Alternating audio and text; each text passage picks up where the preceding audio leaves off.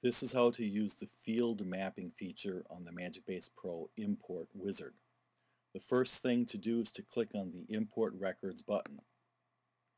Then you can select the file that you want to import, and then the Import Field Mapping window will appear. Now on the left are the fields from the database that you're going to import, and on the right are the target fields for the Import Wizard. Now the first thing you should do is choose this selector that says Arrange By and select Custom Import Order. That way this will be lined up just the way that it needs to be. Now the only fields that you're going to import into are the ones that start with the letter A, A1 through A24. If we scroll down here, you can see there are a lot more fields in the Import Wizard, but there's no arrow turned on them, so that means that nothing will be imported into those fields.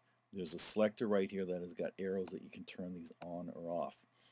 But in this case, you can just leave all the arrows on that point to the A fields because those are the import fields.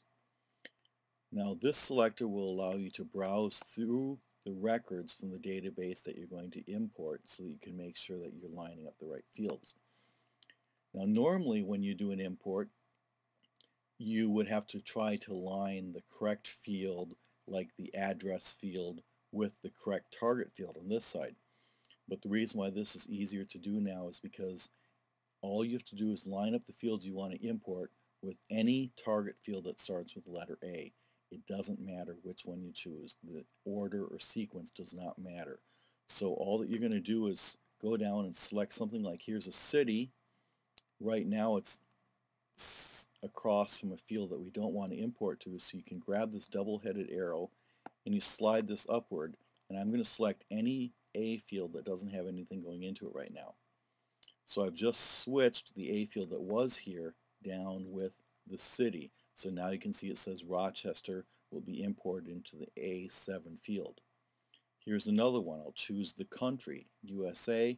I'll slide that up with an A field. Let's go down and choose the county.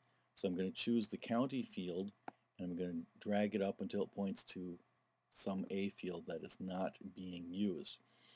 So once you have all the fields lined up, the ones that you want to import with the A field, then all you have to do is just click on the Import button. Choose Import there, and then everything will be imported. And then you're ready to start aligning the fields using the Import Wizard.